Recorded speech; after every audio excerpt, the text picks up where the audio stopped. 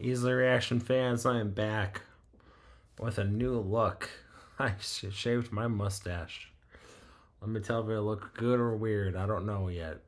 Anyways, I'm back after 2 days. Thank you for all the views on and the comment on Scott Walker and the top 30 albums. Thank you for the views on that. And yeah, let's celebrate spooky season with my pretty much my favorite all-time creepypasta, for Halloween at least, to listen to it. This is a staple to listen to every single year. And the album reaction is coming tomorrow, as well as Stranger Things final trailer coming out. I got my Tim Burton shirt on before Christmas. So let's do this. Let's do the scariest haunted house in the world. Creepypasta. Not McKinley Manor. I hate McKinley Manor. Just no. No, thank you. Scariest haunted house in the world, released 9 years ago now. Dang. Yeah, I always think back to this one. And it's almost 30 minutes long, so let's freaking do this. The scariest haunted house in the world.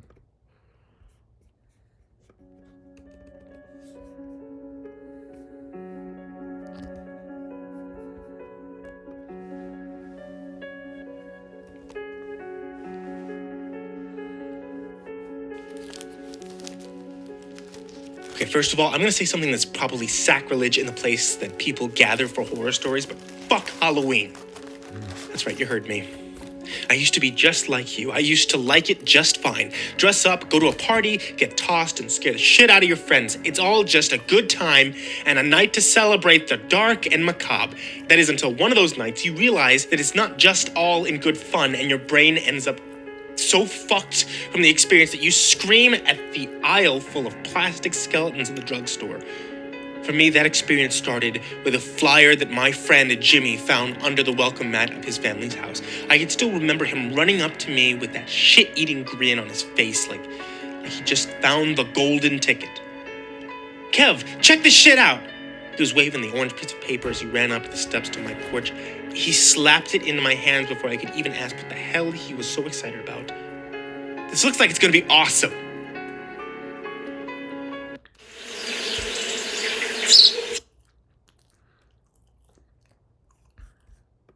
I looked at the orange papered flyer and immediately rolled my eyes. I was a cynical kid. I had lost my father to suicide at a young age, and it left me bitter before my time.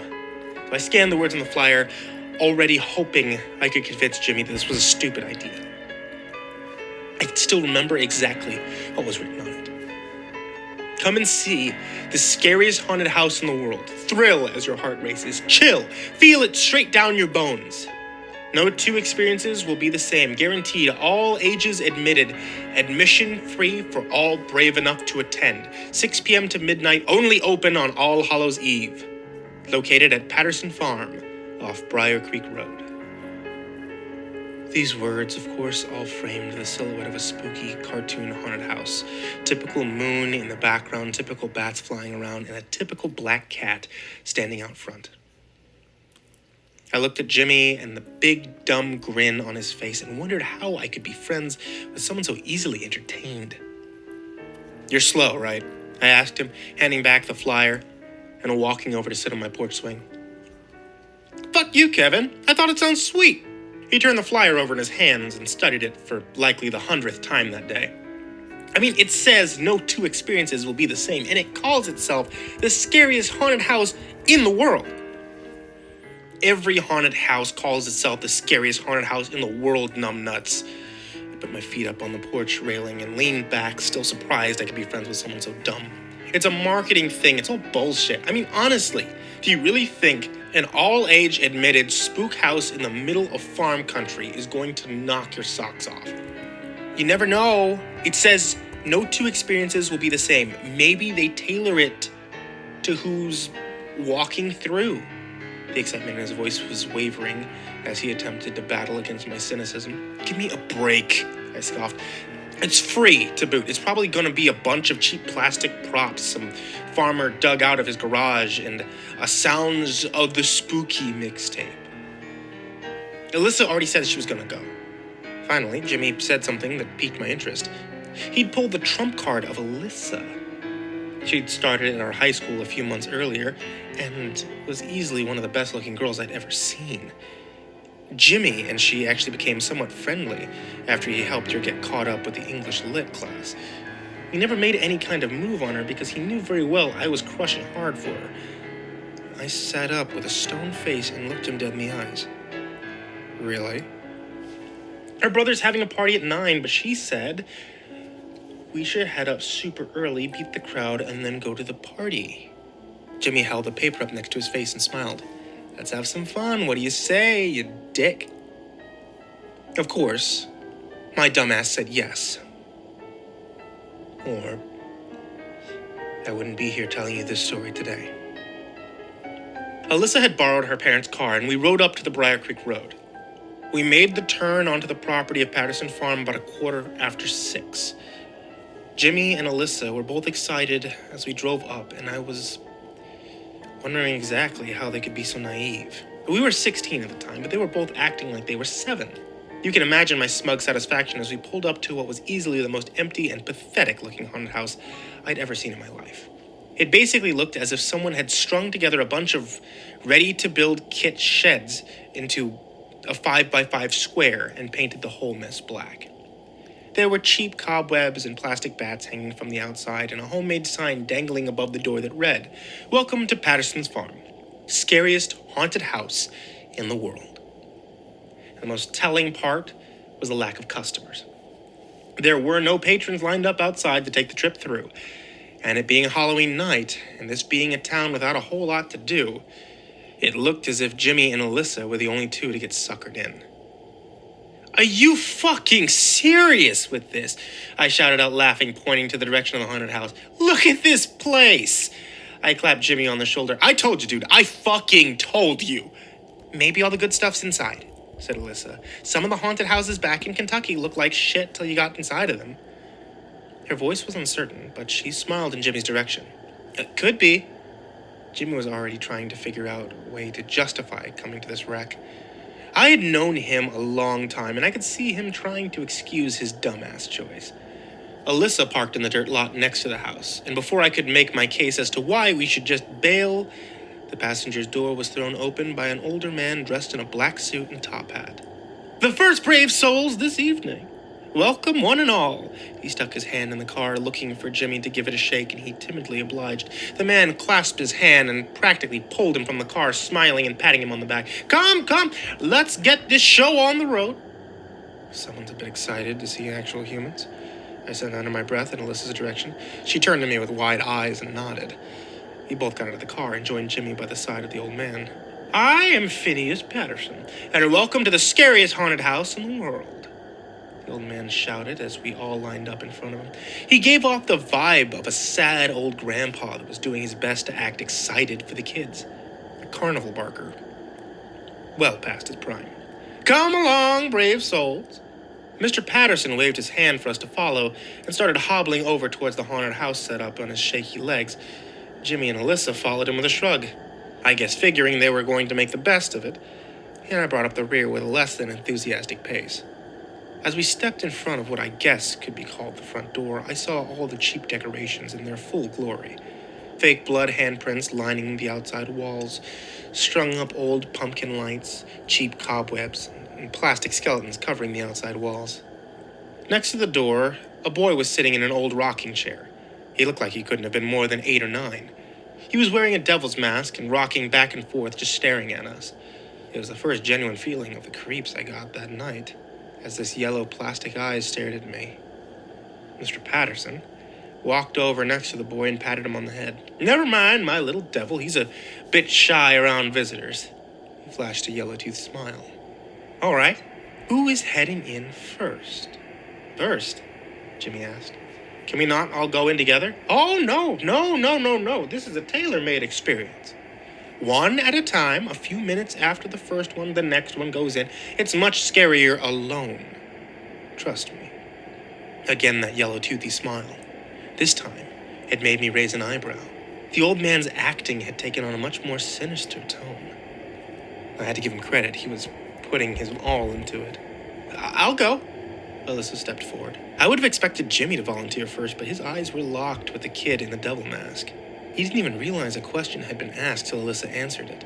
Ladies first, I love it, shouted Mr. Patterson, grabbing the door handle and pulling it open. The open doorway was covered with black sheets from the inside.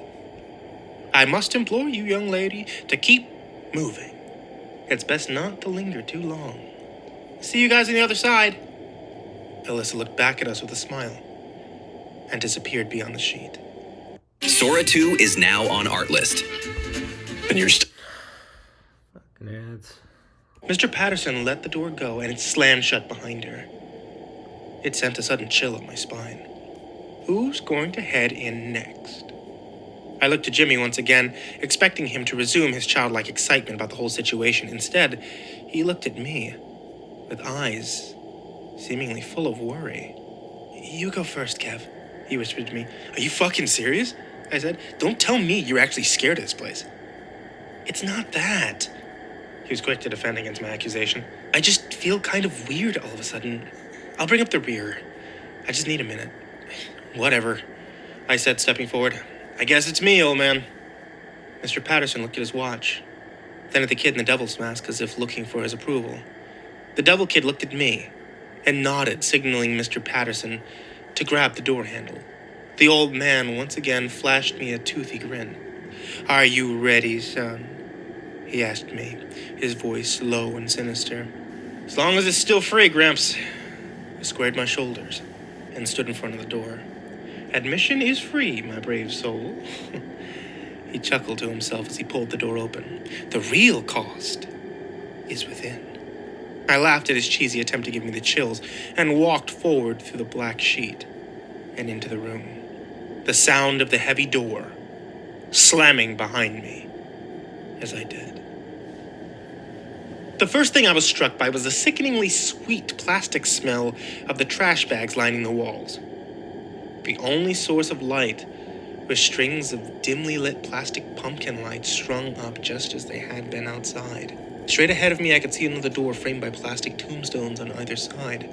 The sign on the door said, "Start here," and was drawn in red with drops to mimic splattered blood. It was all typical corny fare and very cheaply done.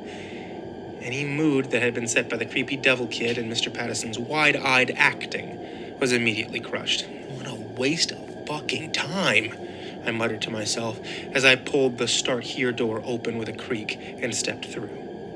The next room was draped in thick mist from a fog machine, and I could feel the chill of the air through my jacket.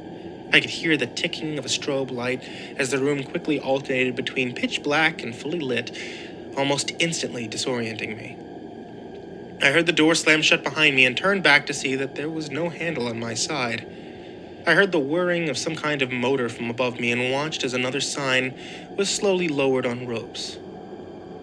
It was written in the same cheap blood splatter effect and said, "Find the way forward." I could feel the frown droop across my face as I read the words in between flashing lights.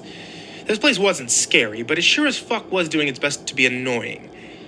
I could see a hallway in front of me and started walking down it, hoping that I would run into Alyssa at some point. The place seemed so cheap and crappy, though I was nearly sure she'd already found her way out. More cheap plastic skeletons lined the hallway, and at the very end there were two hanging on opposite sides of another sign. Each one was posed to pointing in different directions. The sign simply said, "Choose." I'm not sure what would have happened if I had gone right. I like to think I would have walked out the door and into the low light of dusk, disappointment firm on my face and feeling righteous in my earlier annoyance with the evening's activities. I went left, though, and what was waiting for me to the left, I'll never forget, for as long as I live.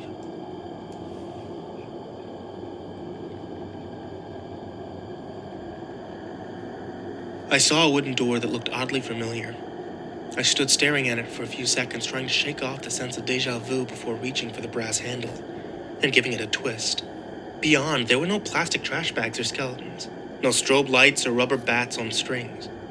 It was just a room, a little kid's room. Again, as I stepped through the door, it slammed hard behind me, and just as before, I turned to see there was no knob on the inside. There was another sign on the inside of the door, though, this one that made me feel greatly more unsettled than I was expecting that night. This sign simply said, Kevin's room, and it was framed with rocket ships blasting towards the stars. I made that sign when I was 6. It was the sign that hung over my bedroom door in our old house, the house where my father had killed himself. I looked around the room and realized that it was exactly the room I had back then. Even the toys scattered across the floor were my toys. I swallowed hard, feeling the lump in my throat. I was overtaken by a feeling of both dread and utter confusion. Okay. I'm really starting to not like the ads. Kevin? I heard a man yell from outside the door. Kevin, you little snot-nose, I told you to pick up your goddamn toys in the living room. It was my father's voice. And as the door swung open, there he was, larger than life and exactly as he was the last time I saw him. He swayed back and forth as he stepped forward into the room, the stink of booze wafting from him as he got closer and closer, continuing to grumble something about those damn toys. I backed up just like I would have when I was little, and I was scared of what he might do. Look at you, he growled at me, already removing his belt. You grew up exactly like I thought you would. A skinny, weak, pathetic little shit. He folded his belt in his hands and cracked it hard against my bedpost. My back hit the wall, and I felt completely lost. It was impossible. He was dead. He'd been dead for almost 10 years. This isn't fucking real, I shouted at him. You're gone. I haven't had to deal with your bullshit in forever. You were a drunk and coward, and I'm glad you're dead. Do you hear me, Dad? You fucking bastard, I'm glad you're dead. As the last words left my mouth, I watched his face fill with sorrow. He dropped the belt on the floor and looked me in the eyes as he reached behind his back. Slowly, he pulled a chrome .38 pistol from behind his back and put it to his temple. The frown on his face curled into a smile, and suddenly he winked at me as if I was being let in on some kind of joke. The sound of the gunshot was deafening in the small room, and I watched the side of his head explode outward and splatter against the wall. His body crumpled down in front of me as I stood there screaming and crying. I dropped to my knees in front of him and stared down, smoke drifting out of the hole in his temple and blood pooling around his face. The door on the other side of the room creaked open, and I looked up to see Alyssa standing there, a look of terror and confusion on her face. I stood up and rushed towards her, not knowing what else to do, just wanting to leave the goddamn room as fast as possible. I could hear her asking questions, but my ears were still ringing from the gunshot, and I doubt I was in any state to answer, even if they weren't. I was only a couple of steps away from her when I felt something grip my ankle and send me sprawling to the floor. I turned to look at what had caught my foot, and I saw my father's corpse holding on tightly. He raised his head up to look at me with blood-filled eyes. The flesh was starting to peel away from his face, and he opened his mouth to expose a mass of maggots that had begun feeding on his tongue. I could hear Alyssa screaming and felt her hand grabbing for mine, trying to pull me away from the rotting, yet now spastically lively corpse of my father. Don't let the fucking door close, I screamed to her as I kicked at the rotting corpse that refused to let go of me. My heel caught his jaw and it came off of his face. The writhing mass of maggots landed on the powder blue carpet. Jesus fuck, please get me out of here, I shouted more as Alyssa pulled. You're just like me, I heard my father somehow say in a gurgle, flailing voice. You're just like me, and you'll end up just like me. With my other foot, I kicked at the hand that was holding me and watched the fingers come apart like wet paper. I got free and Alyssa pulled me to my feet, nearly yanking my shoulder from its socket. I could hear my father's guttural, drunken laugh echo in the room, even as his body fell apart as it was devoured by the maggots it seemed to be hosting. Nothing but food for the flies.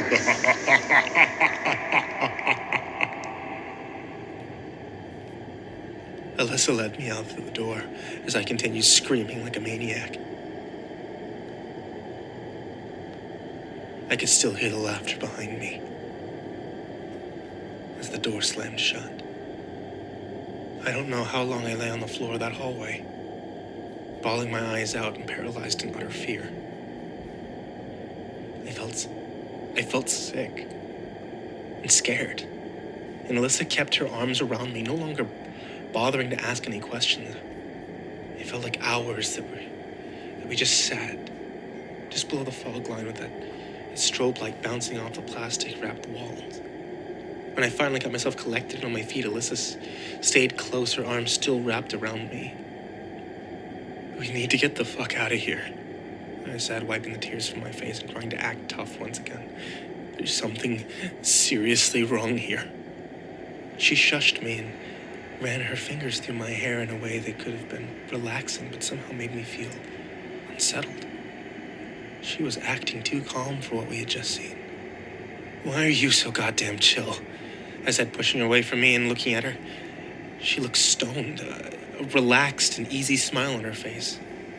"I'm just happy I finally get to have some alone time with you." She moved closer again, her hand caressing my cheek. "I've always liked you so much, Kevin. But Jimmy's always hanging around. It's nice. It's just being us."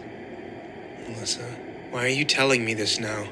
She was grinding her body up against me. I could smell her shampoo as she nuzzled her face into my neck. Her lips kissed softly as her hand suddenly slid down my body and over my jeans. "Don't you want me, Kevin?" "I know you do," she whispered in my ear, grazing her teeth over the lobe. I could hear something was rapping against the wooden door that led back to the place where we had left the body. Whatever was pretending to be my father. Alyssa stepped back from me again and started to take off her shirt.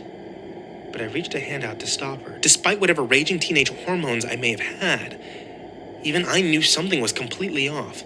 "We have to get the fuck out of here. What are you doing?" I said sternly, grabbing her by the wrist. She shook my hand and backed off even further down the hall, tears suddenly starting to fill her eyes. "Are you rejecting me?" she shouted. "How could you do this? Don't you like me? Don't you want me?" Her suddenly shrill scream filled the hallway as she began peeling off her clothes frantically. I watched as she stripped down to her underwear in stunned silence. The rapping on the door next to us became more and more intense with each layer she removed. "Alyssa, what the hell is wrong with you?" I was in a panic. I wanted to run, but I didn't want to just leave her there naked in that hallway. I tried to run over to her. She pushed me away screaming. She began to claw at her skin, leaving long, bleeding scratch marks over her chest and stomach. "Don't you think I'm fucking beautiful, Kevin?" She was tearing chunks of her own flesh off now and discarding them on the ground with her clothes. "Isn't this what you want from me?" I watched in abject horror as she finally peeled away the skin from her torso, exposing the bleeding muscle within. Fat and sinew fell off her shredded body as she removed more and more of her skin. The rapping against the door grew louder and louder, sounding more like someone slamming all their weight against the door. She screamed and cackled like a maniac. Fear overtook me and turned to run down the other hallway, towards what I hoped would be the exit. I felt her slimy, blood-drenched hands reach out and grab my arm tightly before she slammed me up against the wall with more strength than I could have imagined. I wheezed as all the air left my lungs, and I felt her body, now naked of most of its skin, press against me. She once again nuzzled her face up to my neck, and I gagged, feeling her shredded flesh pressed to my body. "Don't you want to fuck me, Kevin?" she whispered before finally leaning back far enough that I could see her face. The skin began to slough off of her, leaving bulging eyeballs and an exposed, blood-stained skull. Her lipless mouth opened, and she leaned in to kiss me with a protruding tongue. I pulled all my strength, then finally shoved her away from me, leaving her staggering enough that I could break into a sprint. I could hear her wailing and cackling behind me as I ran through the disorienting fog and strobe lights. I looked for some way out of that fucking maze. I saw more signs, but ignored any that didn't say exit. I didn't want any more. The spook house won. I was fucking terrified beyond anything I had ever felt. It seemed never ending, and I grew more and more disturbed as I ran. The plastic skeletons hanging from the walls were now limbless corpses with dangling entrails, and the trash liners on the wall felt slick with slime and blood every time I ran into one. My heart was racing, and with each corner I turned, only to find another hallway, I became convinced I was going to die in there. The voices of both Alyssa and my father followed me as I frantically searched for some way out. "Don't you want me?" Just like me. This is meant to be. Food for the flies. I clapped my hands over my ears, trying my best to block them out as I filled the air with the sound of my own screams. I thought I was going to lose my mind and nearly lost all hope when I suddenly came to a hallway with a dead end. There was one last sign above the door. It was written in that same cheesy, spooky writing, blood drips and all. It appeared black in the strobe lights. Exit. I laughed maniacally and ran up to the door, pulling on it in vain hopes that it would just fly open and I would be greeted by the chill air of the October evening. It didn't even move, though. No matter how much I wrenched on the door handle, it wouldn't budge, and I could hear the voices getting closer behind me. You get under my skin, Kevin. You're gonna rot with the maggots, son. They sounded like they were right behind me, but I couldn't bring myself to look. I just kept pulling on the door handle and screaming out for someone to save me. I could feel every nightmare I ever had breathing down my neck, laughing, screaming, and preparing itself to pull me apart. Body and soul, I heard one final voice, the voice of a young child. Turn around, was all it said. Slowly, I turned my head to look, and I saw the boy in the devil mask standing a few feet from me. Behind the rubber demon's face, I knew he was smiling. What the fuck do you want from me? I want you to stop playing ads. God damn. I shouted, my voice lacking any hope. The boy just stood there staring with dead yellow eyes as the entire world fell silent. Boo! He suddenly shouted, lunging forward and startling me into the floor. I felt the hinges swing open as my back hit the wood and I was tumbling out into the crisp autumn air. As I fell backwards onto my ass into the dirt, I heard the door slam shut as the faint giggling of a child's laughter could be heard behind it. I sat there, stunned, unable to process that I was free even as I stared at the outside of the spook house. The fake plastic skeletons and pumpkin lights still strung out across the outside. Kevin! I heard Jimmy shout from what seemed like miles away. I only realized he was right next to me when he grabbed me under the shoulder to try and lift me up to my feet. Dude, are you okay? I stared at him with a blank expression on my face, trying to find words to explain what had just happened to me. Behind me, I could see Alyssa, her head hanging down and her face solemn and broken, and I knew what I'd seen inside the haunted house hadn't been her at all.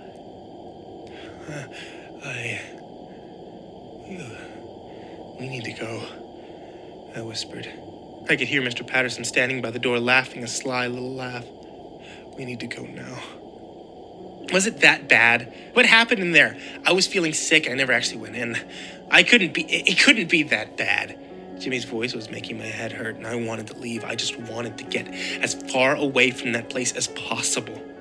It was bullshit, I heard Alyssa say, her eyes locking to mine as I looked up to her. It was just a bullshit haunted house that wasted all of our time. Kevin's right. We need to go now. She started walking towards the car and I followed.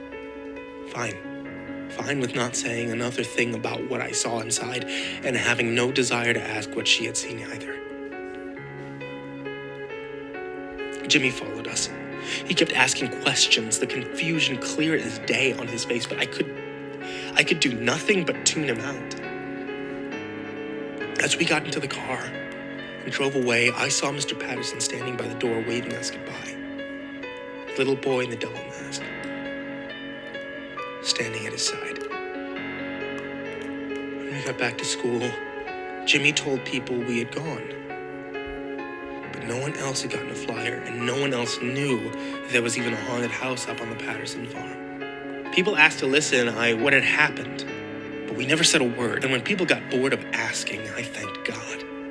One of the last times someone tried to ask me about it in class, I ended up shouting at them to stop asking me about Patterson Farm. And a teacher overheard the exchange and asked what it was all about.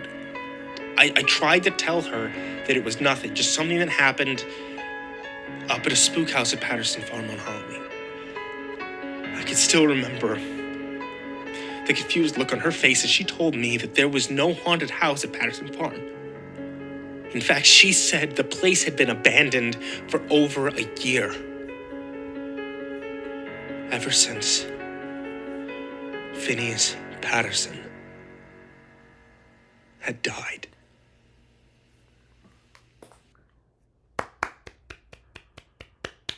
Perfect story.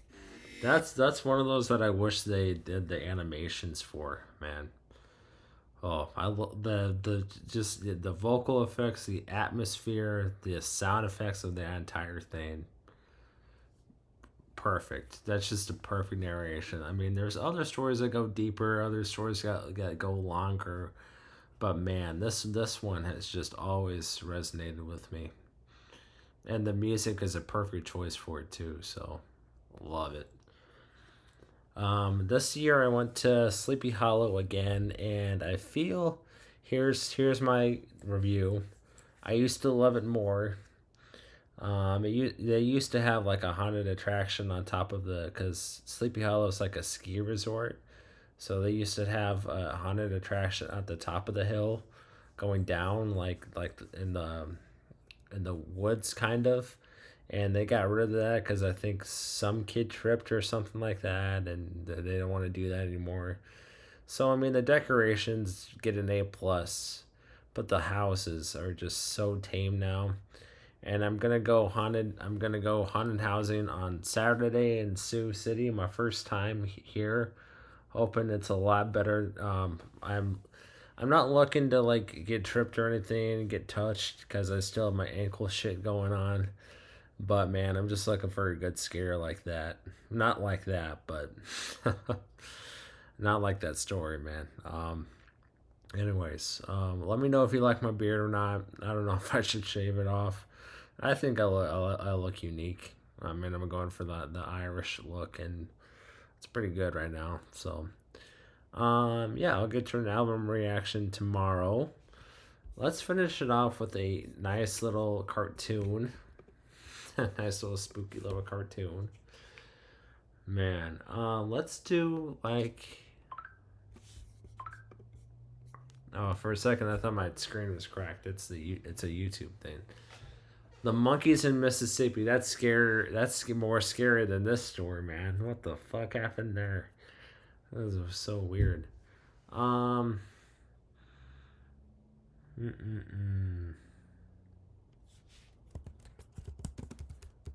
Creepy cartoon. Oh, fuck. This is the scariest.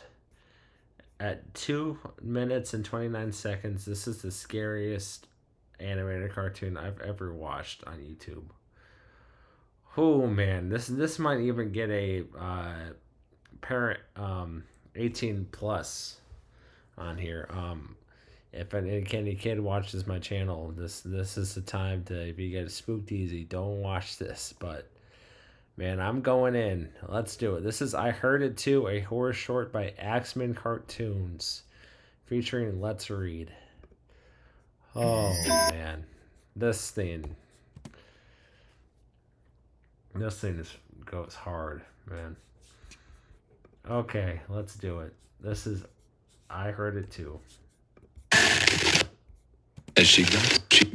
Sarah! A girl heard her mom yell her name from downstairs. So she got up and started to head down. Sarah! As she got to the stairs, her mom pulled her into her room and said, I heard it too.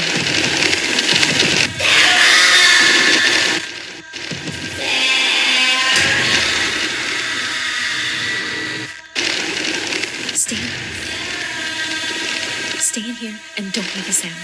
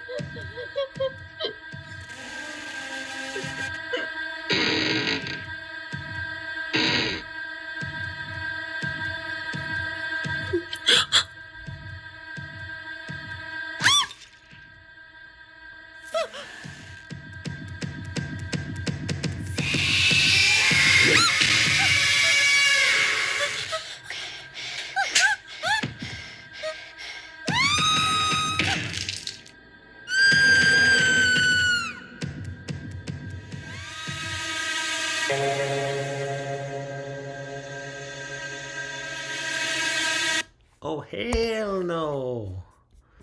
Oh my gosh.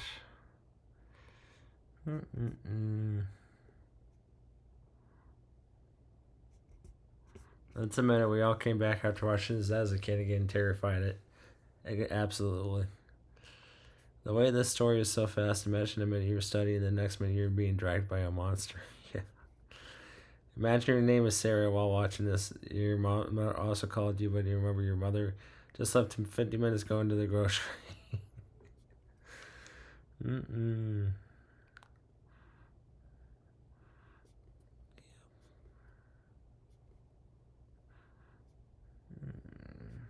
Okay. Yeah, that's creepy.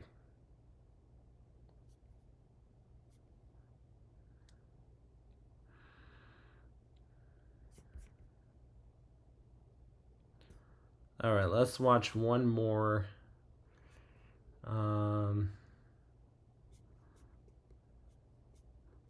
There's something completely blind. I have no clue.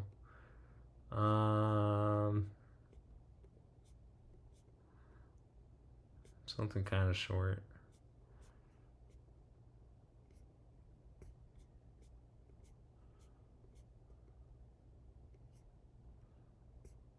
Oh, they made it live action.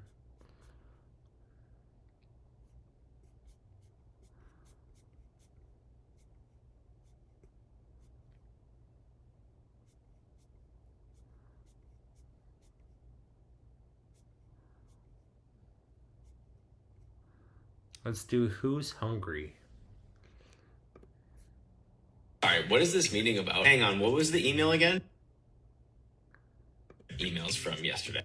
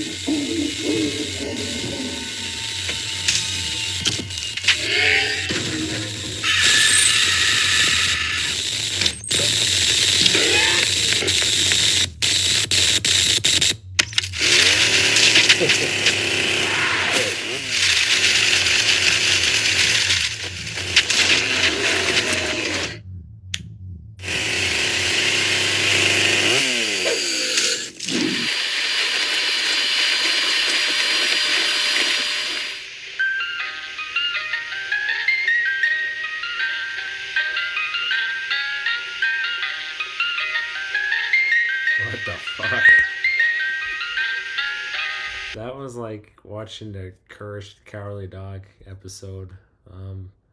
Or like more PG-13. Oh man. Yeah. Or like a scary Adult Swim cartoon. Yeah.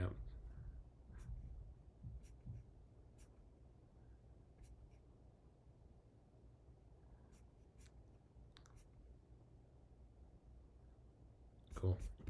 And that's going to conclude my I wish I did more of them, but that is going to be my part 3 for creepypastas for this year. And I'll be no, not for this month, and I'll be back with Christmas creepypastas in December. Thank you guys. Peace.